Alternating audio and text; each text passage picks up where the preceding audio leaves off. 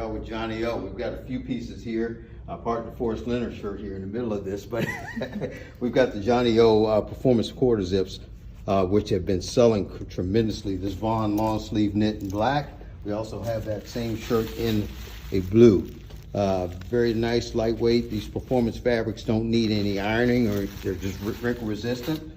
We added this season also the performance long sleeve sport shirt button up front.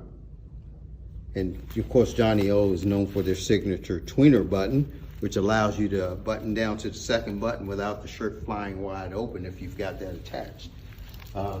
Also adding into Johnnie-O, we've got the nice lightweight vest called the West. This is a wind shirt feature to it. So for a gentleman who's playing golf or is outdoors, it adds a little layer of warmth to it. With the polyester fabric on the outside, which has a nice soft texture, almost wool-like. We did a jacket also in the same vein of that. This one is called the Bates. This is a long sleeve versus the vest.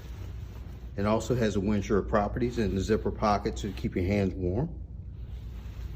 And lastly, our hooded sweatshirt, which we did from Johnnie-O. This one called the Barry.